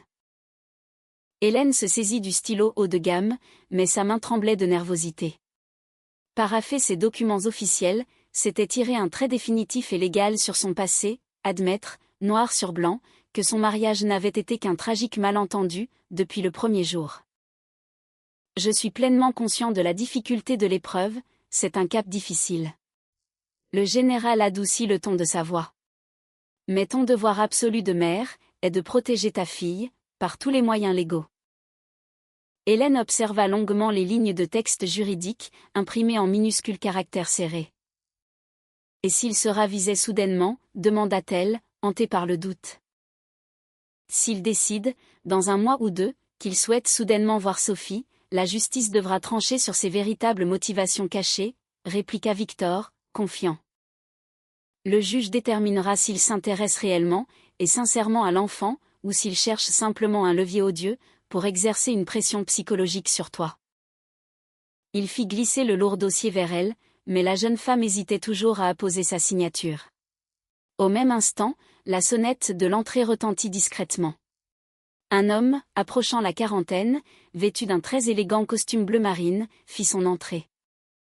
Le général le présenta sous le nom de maître Serge Blanc, l'avocat attitré et respecté de la famille. L'homme de loi s'installa professionnellement dans la cuisine, parcourut attentivement les documents préparés, contre toute attente, fronça sévèrement les sourcils. Général de la rue, avec tout le respect que je vous dois, nous avons déjà débattu de ce point précis, fit-il remarquer, d'un ton posé mais ferme. Les propos tenus dans une chambre de maternité, sous le coup d'une vive émotion ou du stress, ne constituent pas, en droit français, une base légale suffisante, pour prononcer une déchéance immédiate et irrévocable des droits paternels. L'enregistrement nous sera très utile, certes. Mais les juges examinent avant tout le comportement global du père, sur le long terme. Refuse-t-il systématiquement de s'acquitter de la pension alimentaire ordonnée? Se désintéresse-t-il totalement de la santé et du développement de l'enfant? Fuit-il sciemment ses responsabilités éducatives de base? Mécontent de cette réserve, le vieil homme pinça les lèvres avec agacement. Il a délibérément, et verbalement, rejeté sa fille, alors qu'elle venait tout juste de naître. Sur le plan moral, son attitude est méprisable, c'est indéniable, concéda l'avocat, diplomate. Cependant, nous sommes tenus d'agir en stricte conformité avec les procédures légales en vigueur. Dans l'immédiat, la démarche la plus appropriée, et la plus sûre, consiste à déposer une requête en divorce, à demander la garde exclusive de Sophie pour madame, et à exiger le versement d'une pension alimentaire. Étant donné que les revenus officiellement déclarés de Julien sont volontairement minorés, nous solliciterons une contribution financière forfaitaire, adaptée à ses vrais moyens de subsistance. Nous aborderons la question de la déchéance de l'autorité parentale ultérieurement, s'il s'obstine, comme c'est probable, à fuir ses obligations légales. Hélène poussa un long soupir de soulagement, rassérénée. Au fond d'elle, elle ne désirait pas obtenir un verdict, même équitable, par le seul biais des relations haut placées de son grand-père. Elle voulait une justice irréprochable. C'est exactement ce que nous ferons, maître, déclara-t-elle avec une conviction inébranlable. Je tiens à mener cette bataille dans les règles de l'art, pour que Julien ne puisse jamais prétendre, par la suite, que nous avons usé de passe-droit ou de corruption pour l'écraser. Victor posa son regard fier sur sa petite fille, et acquiesça lentement, approuvant sa droiture. Très bien, c'est une sage décision. Signe la demande de divorce, et la requête pour la pension alimentaire, nous aviserons pour la suite, en fonction de ses futurs agissements. Hélène apposa sa signature, d'une main désormais assurée. Maître Blanc rangea soigneusement les feuillets signés dans sa luxueuse sacoche en cuir, avant d'en extraire de nouveaux documents importants. Et je préfère vous mettre en garde immédiatement, pour éviter toute déconvenue, ce Penthouse ne fait absolument pas partie des biens communs de votre couple. Il vous est échu par succession, et, de ce fait, votre mari n'y possède pas le moindre droit de propriété, ni même d'usufruit. Les avoirs financiers conséquents, légués par votre grand-mère, sont également à l'abri de tout partage de communauté. La seule et unique précaution à prendre, c'est de ne jamais transférer ces fonds propres sur des comptes conjoints, et de n'acquérir aucun bien immobilier, ou mobilier de valeur, avec votre conjoint, tant que le divorce n'aura pas été officiellement et définitivement prononcé. soyez sans la moindre crainte, je n'ai plus la moindre intention de construire ou d'acheter quoi que ce soit avec cet homme, répondit Hélène, d'un ton glacial et définitif. Dès le lendemain matin, les copies officielles des actes juridiques furent remises à Julien par huissier. 20 minutes à peine après la signification, il passait son premier appel enragé. Hélène vit son prénom clignoter sur l'écran de l'ancien téléphone, relégué au fond du tiroir de son nouveau bureau, mais qu'elle avait rechargé la veille par curiosité. L'appareil se mit à vibrer frénétiquement. Elle laissa sonner dans le vide. Il insista à plusieurs reprises, sans succès. Finalement, un message écrit s'afficha. « Tu as complètement perdu la tête ? C'est quoi cette histoire de pension alimentaire ? On aurait très bien pu régler ça à l'amiable, entre nous. » Une minute plus tard, un second SMS arriva, menaçant, « Et d'ailleurs, il faut absolument qu'on s'explique face à face. J'ai trouvé l'adresse du quartier UP où tu as emménagé en cachette. » Hélène présenta immédiatement les messages à l'avocat, pour avis. « Ne répondez sous aucun prétexte », préconisa Maître Blanc, catégorique. « Laissez-le s'agiter. Qu'il passe exclusivement par mon cabinet, s'il a des propositions sérieuses à formuler. » Mais Julien ne comptait pas s'encombrer de protocoles juridiques ennuyeux. Le soir même, l'interphone du Pentouse retentit, le gardien de l'immeuble l'informait, avec une pointe d'embarras, qu'un homme très agité, prétendant être le mari légitime d'Hélène, insistait lourdement pour monter à son étage. « Interdisez-lui formellement l'accès au bâtiment », ordonna Hélène avec une fermeté qui l'étonna elle-même.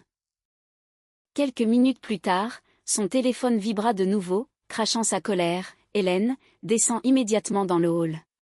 J'exige de voir ma fille. » En lisant ces mots dictés par l'ego, elle sentit une colère froide, presque clinique, l'envahir.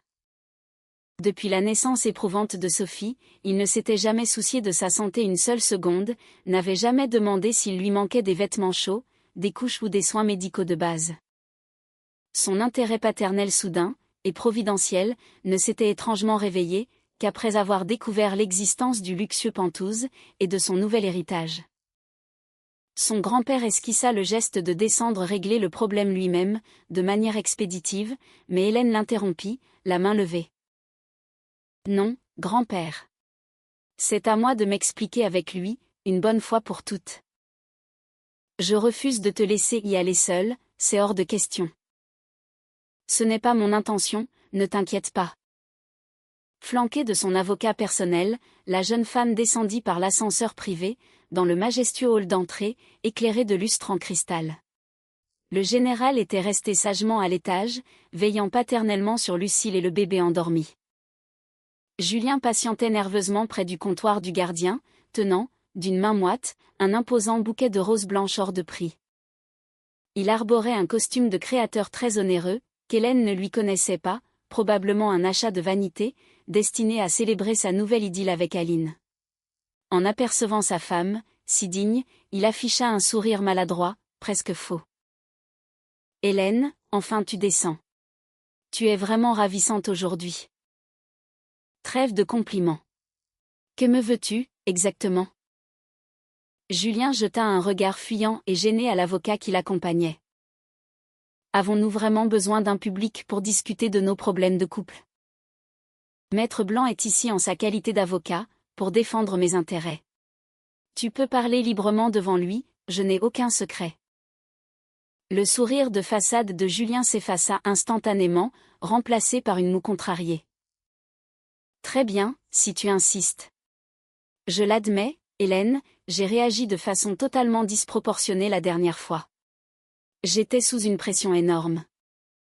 L'arrivée imminente du bébé, le poids des nouvelles responsabilités financières. La panique totale m'a fait perdre les pédales, et dire n'importe quoi. Tu as pourtant affirmé, haut et fort, avoir trouvé quelqu'un d'autre qui te correspondait mieux. C'est de l'histoire ancienne, cette affaire avec Aline. C'est totalement fini, rompu.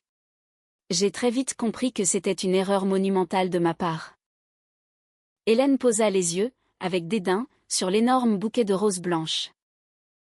Et cette prise de conscience lumineuse, est-elle survenue après la réception de ma demande de divorce et de pension, ou bien lorsque tu as découvert la valeur de l'adresse de mon nouveau domicile? Julien détourna le regard, visiblement pris au piège et mal à l'aise. Qu'importe la chronologie exacte des événements? Nous formons toujours une famille, aux yeux de la loi. Une petite fille vient de naître, elle a besoin de ses deux parents. Tu n'as pas le droit moral de me rayer de ta vie, sur un simple coup de tête. C'est un choix lâche que tu as fait toi-même, de ton plein gré, dans la salle d'accouchement, devant témoins. Je suis prêt à te présenter mes plus plates excuses, à toi, et même à ton grand-père, s'il le faut.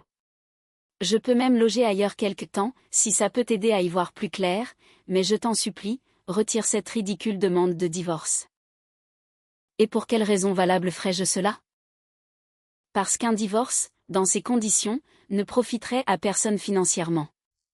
Notre priorité absolue doit être le bien-être de l'enfant, avant nos querelles. C'est justement la seule et unique chose qui m'importe aujourd'hui, trancha Hélène, inflexible. Julien fit un pas dans sa direction, brisant la distance de sécurité, et baissa le ton pour adopter une voix mielleuse et confidentielle. Hélène, soyons réalistes 2 minutes. Tu es bien trop naïve et incapable de gérer des sommes pareilles toute seule. Ton grand-père est un homme âgé, vulnérable, et ses soi-disant collaborateurs chercheront fatalement à t'escroquer tôt ou tard. Je suis ton époux, l'homme de ta vie, je suis là pour t'épauler dans la tempête.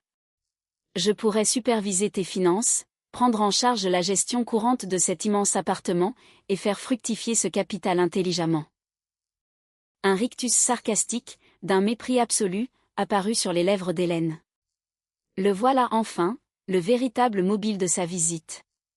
Il ne lui avait pas fallu 5 petites minutes, pour passer des grandes déclarations d'amour enflammées, aux basses manœuvres financières pour s'accaparer son héritage. Si je comprends bien ton charabia, tu te portes volontairement, et généreusement, pour administrer mon patrimoine personnel. C'est de la simple protection familiale, rien de plus, il ne faut pas voir le mal partout. Dans ce cas, si tu es si soucieux de ta famille, commence par prouver ta bonne foi, en versant rubis sur l'ongle la pension alimentaire réclamée. Le visage de Julien s'assombrit violemment, la colère reprenant le dessus. Tu es largement à l'abri du besoin avec cet héritage insolent. Pourquoi t'acharner ainsi à me réclamer mes pauvres économies? Ce n'est pas pour moi, mais pour l'éducation, et l'avenir de ta propre fille. D'ailleurs, avec ton nouveau statut de mari dévoué, l'idée de t'acquitter de tes devoirs paternels ne devrait te poser strictement aucun problème de conscience. Le devoir d'entretien légal de l'enfant n'est en aucun cas conditionné par le patrimoine personnel de la mère, intervint posément Maître Blanc, rappelant la loi. Pour toute autre réclamation, ou doléance, je vous prie de vous adresser directement à mon cabinet, par écrit. Julien pivota brusquement vers l'avocat, les traits déformés par une rage impuissante. Ne vous mêlez pas de mes affaires familiales, vous n'êtes qu'un gratte-papier. Vous entretenez une relation extra-conjugale notoire, vous avez chassé votre épouse légitime à sa sortie de la maternité, et vous avez explicitement refusé, devant témoins, de pourvoir aux besoins élémentaires de votre enfant, énuméra l'avocat, avec un calme olympien et tranchant. Face à ce constat accablant, je crains fort de ne pas être le véritable artisan de la destruction de votre famille, monsieur. Julien crispa les mâchoires, fou de rage, sentant le contrôle de la situation lui échapper totalement. Tu t'en mordras les doigts, Hélène, je te le garantis. Ton précieux grand-père ne vivra pas éternellement, pour te protéger. Le jour où il disparaîtra, tu te retrouveras pitoyablement seul, cerné de charognards, qui n'en voudront qu'à tes millions. C'est tout à fait possible, répliqua-t-elle avec un mépris assumé, mais une chose est absolument sûre, tu ne feras plus jamais partie de ce tableau. Elle tourna les talons avec élégance, et se dirigea vers les portes dorées des ascenseurs.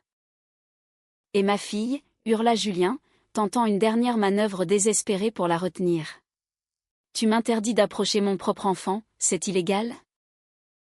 Hélène s'arrêta net dans son élan, pivota sur elle-même, et lui fit face avec une autorité glaciale.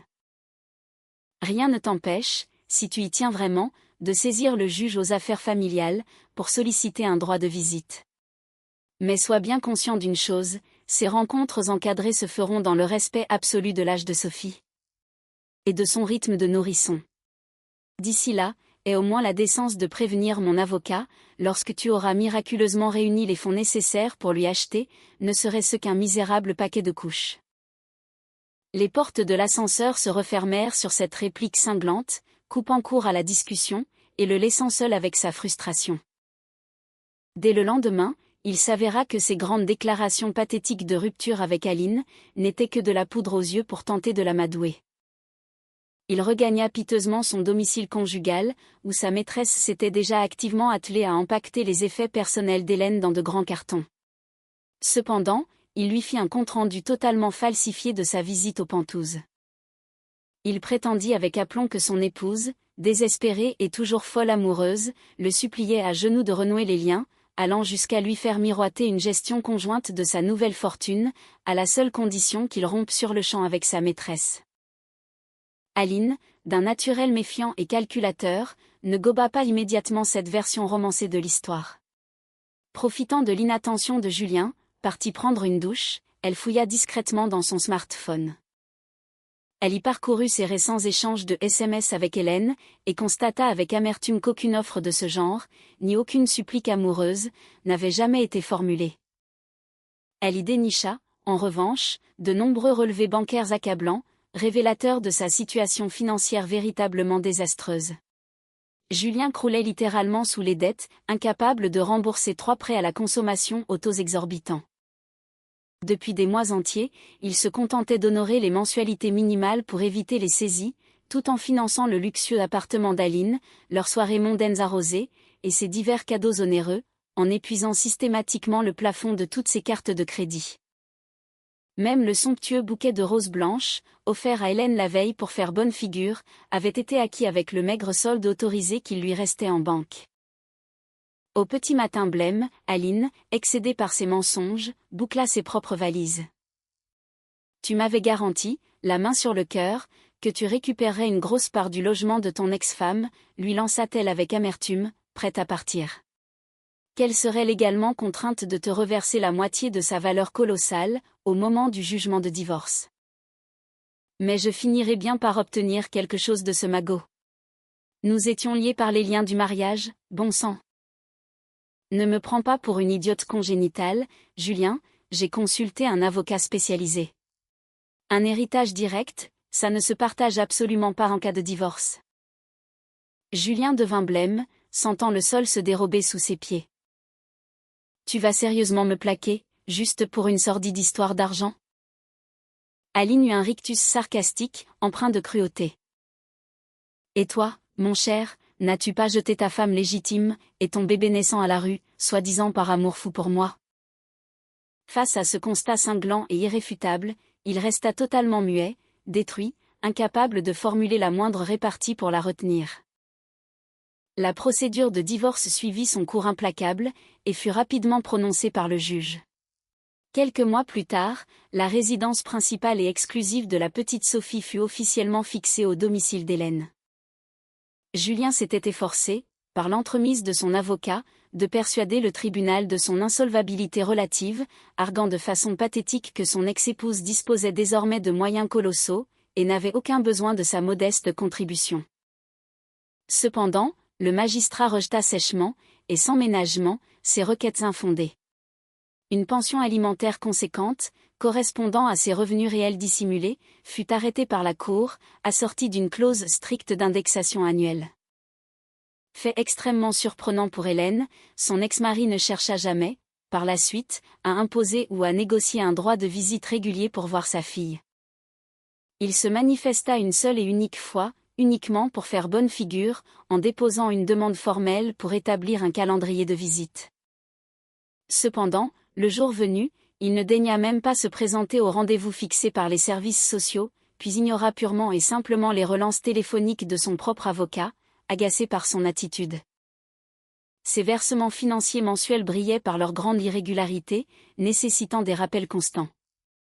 Hélène, devenue méthodique et implacable, archiva scrupuleusement le moindre manquement à ses obligations, facilitant ainsi grandement la tâche des huissiers de justice pour les recouvrements forcés sur ses comptes.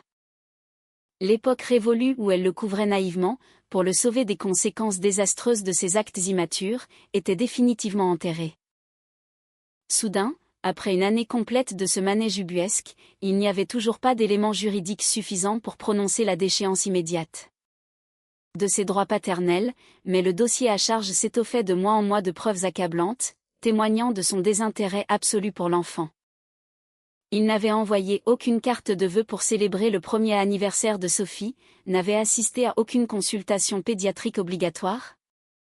S'était totalement désintéressé de l'état de santé de la fillette lors de ses petits rhumes, et accumulait de très lourds arriérés de paiement de pension.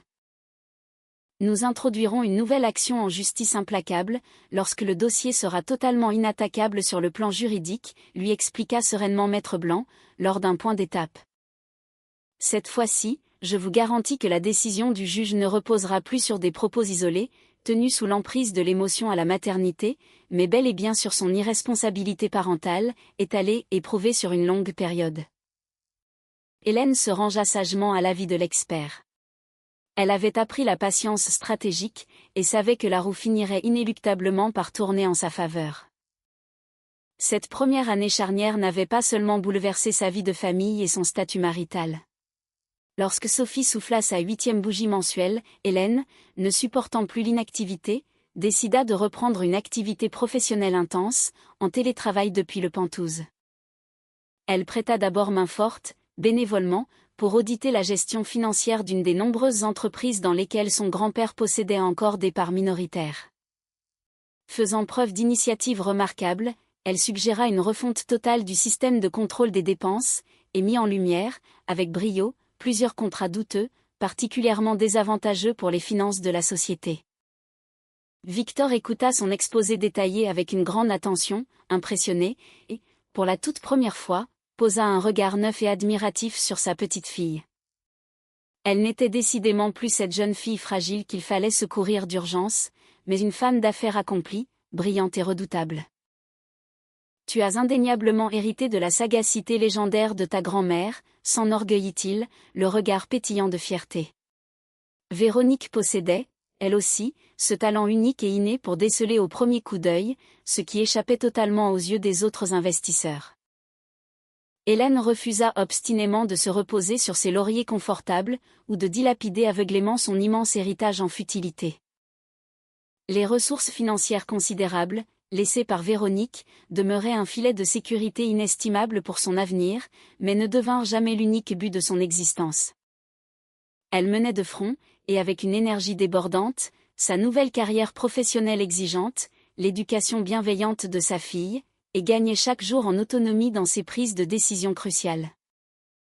Lucille, de son côté, s'était définitivement, et joyeusement, installée au Penthouse pour l'aider. La relation jadis fusionnelle avec le général n'était certes pas complètement rétablie comme par magie, mais ils parvenaient désormais à communiquer sereinement, sans se jeter leurs vieux griefs respectifs à la figure à la moindre occasion.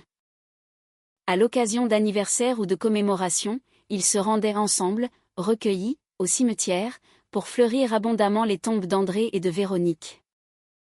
Un jour radieux, au retour de l'un de ces pèlerinages apaisants, Lucille franchit un cap émotionnel inattendu, en appelant spontanément le général « Papa ». L'ancien militaire, d'ordinaire si impassible, garda le silence, préférant observer longuement le feuillage des arbres par la fenêtre de la voiture pour dissimuler son trouble profond, incapable de prononcer la moindre parole, la gorge nouée par l'émotion. Pour marquer d'une pierre blanche le premier anniversaire de Sophie, la famille proche s'était réunie dans le vaste salon du Penthouse, décoré pour l'occasion. Lucille avait confectionné un magnifique gâteau d'anniversaire à 3 étages. Le grand-père fit son apparition solennelle, tenant délicatement un écrin contenant une petite cuillère en argent massif, un présent symbolique que Véronique avait acquis, des années auparavant, dans le secret espoir de l'offrir un jour à son arrière-petite-fille. Confortablement installée sur les genoux de sa mère, Sophie tapait joyeusement dans ses mains potelées, déclenchant les rires attendris de l'assemblée, perplexe face à la tendresse infinie que lui portaient ses adultes. Soudain, le téléphone professionnel de la jeune mère vibra sur la table basse.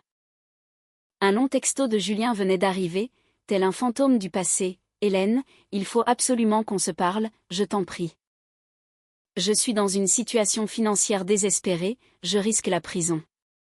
Tu pourrais faire un geste financier pour m'aider, au nom de l'amour et de ce qu'il y a eu entre nous. Hélène lut brièvement la notification pathétique, sans sourciller, et, d'un geste totalement apaisé et dénué de toute émotion, bloqua définitivement le contact sur tous ses réseaux. C'était qui au téléphone, ma chérie, s'enquit Lucille, curieuse de son changement d'expression. Personne d'important, juste un spam. Elle glissa l'appareil dans sa poche, et étreignit sa fille avec une tendresse redoublée. À une époque lointaine et douloureuse, Hélène s'était imaginé que le retour providentiel de son grand-père, et l'obtention miraculeuse des clés de ce pantouse majestueux, l'avaient sauvée in extremis de la déchéance sociale. Elle prenait désormais pleinement conscience de la vérité, ces clés luxueuses n'avaient fait qu'entr'ouvrir une porte vers le salut.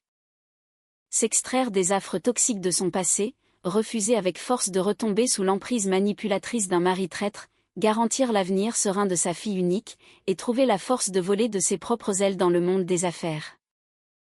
Tous ces combats acharnés, elle les avait remportés, seule, à la force de son caractère. Victor se leva, et leva son verre de champagne cristal, pour porter un toast solennel. À notre chère petite Sophie, déclama-t-il avec la prestance des grands jours, et aux femmes exceptionnelles de notre lignée, qui révèlent toujours une puissance insoupçonnée, lorsqu'elles font face à l'adversité. Hélène promena son regard aimant sur sa mère, sur son aïeul protecteur, et sur le visage rayonnant de son enfant, avant d'esquisser un sourire radieux de victoire.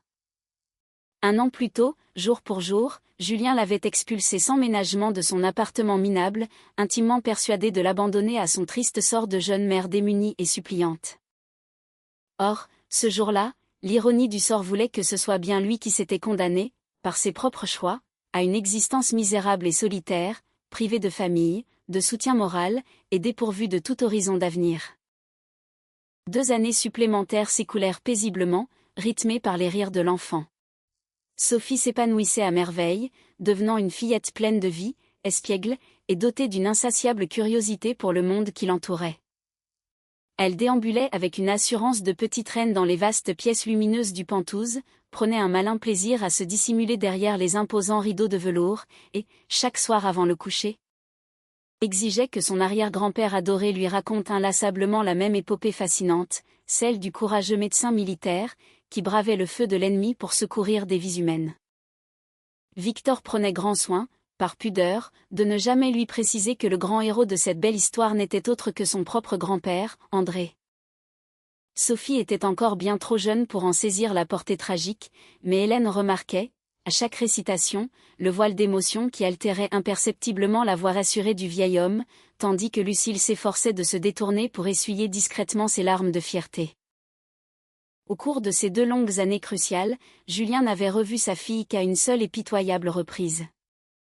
Il s'était rendu, en traînant les pieds, à un rendez-vous organisé sous la stricte tutelle d'un éducateur spécialisé mandaté par le juge, avec près d'1 heure de retard injustifié, et s'était pointé muni d'un jouet bas de gamme, totalement inadapté à l'âge du nourrisson. Tétanisée par la présence de ce parfait inconnu aux gestes brusques, Sophie n'avait cessé de hurler, réclamant les bras réconfortants de sa mère à corps et à cri. La rencontre s'était écourtée de manière catastrophique, au bout d'une 20aine de minutes à peine, et Julien, vexé dans son orgueil, n'avait plus jamais réitéré l'expérience, fuyant une fois de plus ses responsabilités. Lorsque la dette faramineuse, accumulée au titre des pensions alimentaires impayées, atteignit une somme astronomique, l'administration fiscale sévit durement. Elle lui interdit formellement de quitter le territoire national, bloqua ses comptes bancaires restants, et procéda à la saisie de son véhicule personnel. Fou de rage, acculé de toutes parts, il avait de nouveau contacté Hélène par email, la couvrant d'insultes et lui reprochant avec véhémence de s'acharner sadiquement à détruire son existence. Cette fois-ci, la jeune femme ne ressentit ni colère vengeresse, ni l'envie tenace de se justifier face à tant de mauvaise foi. Elle se contenta, avec flegme, de transmettre la diatribe haineuse à son avocat, pour l'ajouter au dossier. Le tribunal aux affaires familiales fut rapidement saisi d'une nouvelle requête, visant la déchéance totale. Les magistrats examinèrent avec effarement les preuves accablantes du dossier, un arriéré de paiement colossal sur plusieurs années, des rendez-vous parentaux séchés à maintes reprises sans excuses valables, les constats accablants des travailleurs sociaux soulignant son incapacité paternelle, ainsi qu'un courriel choquant, où Julien conditionnait explicitement son investissement affectif auprès de sa fille, à l'abandon pur et simple des poursuites financières par son ex-épouse. Le verdict tomba, cinglant et définitif, sans l'ombre d'une intervention occulte ou du réseau d'influence du général Victor Delarue. Julien fut officiellement, et intégralement, déchu de l'ensemble de ses prérogatives paternelles, condamné sévèrement par la seule gravité et l'indignité de ses propres agissements continus. À la sortie du majestueux palais de justice, hors de lui, il s'empressa de rattraper Hélène sur le parvis, devant les passants. « J'espère que tu jubiles, espèce de garce », cracha-t-il avec une aigreur haineuse, le visage déformé. « Félicitations pour ton grand triomphe, ta fille est désormais officiellement orpheline de père aux yeux de la loi. » Hélène s'arrêta calmement sur les marches de pierre, pour dévisager sans trembler, et de toute sa hauteur, cet homme misérable pour lequel, autrefois, aveuglée par la naïveté, elle avait envisagé d'étouffer ses propres aspirations de femme. Un père, Julien, elle en a toujours eu un sur le papier, répondit-elle avec une sérénité désarmante qui le foudroya sur place, c'est simplement que tu n'as jamais eu le courage, ni la volonté, de le devenir un seul jour de ta vie. Elle s'installa confortablement à l'arrière de son véhicule de fonction, et demanda au chauffeur de démarrer, sans lui accorder un seul regard en arrière, l'effaçant à jamais de son horizon. Et l'histoire ne s'arrêta pas là. Encore quelques mois plus tard, grâce à ses brillants succès professionnels, Hélène ouvrit sur ses fonds propres, une fondation caritative de belle envergure, portant fièrement le nom prestigieux de son père. L'objectif humanitaire de cette structure était de venir en aide financièrement, et psychologiquement, aux familles endeuillées de médecins militaires, tombés héroïquement dans l'exercice de leurs fonctions sur les théâtres d'opération. Victor, bouleversé par ce geste, finança l'initiative avec une très importante donation initiale issue de son patrimoine, mais c'est Hélène, en patronne avisée, qui prit les rênes de l'organisation au quotidien. Lors de la somptueuse cérémonie de lancement, qui réunit le tout Paris militaire, un imposant portrait de l'illustre André Delarue trônait en bonne place dans la grande salle de réception, immortalisant le jeune médecin, souriant à pleines dents dans son bel uniforme d'apparat. Lucile demeura un long moment, silencieuse, en contemplation devant le portrait de son mari disparu trop tôt, puis glissa tendrement son bras sous celui de son beau-père, en signe de réconciliation définitive.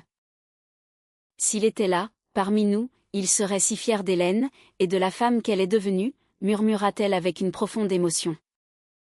Il serait immensément fier de vous tous, et de la famille que nous formons aujourd'hui, rétorqua le vieux général, la voix étreinte par l'émotion. Pendant ce temps, bien calée dans les bras protecteurs de sa mère, la petite Sophie tentait joyeusement de s'agripper à l'une des prestigieuses médailles d'or qui ornaient le plastron de son arrière-grand-père amusé. La petite fille évoluait, rayonnante, entourée de personnes loyales, qui ne s'embarrassaient pas de vaines promesses creuses, mais prouvaient leur amour et leur attachement par leur présence indéfectible au quotidien. Hélène contempla avec fierté cette famille merveilleusement soudée autour d'elle, et prit conscience d'une réalité éclatante. La véritable justice divine ne résidait pas dans le fait que Julien ait été privé de l'appartement, ruiné par ses dettes, ou évincé de l'héritage de Véronique.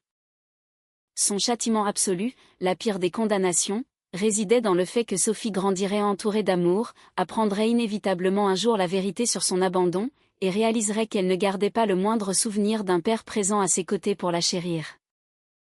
Quant à Hélène, sa plus belle récompense était de savourer pleinement cette nouvelle vie, une vie d'indépendance, où elle n'aurait plus jamais besoin de se rabaisser, ou de subir la moindre humiliation, pour mériter l'amour d'autrui.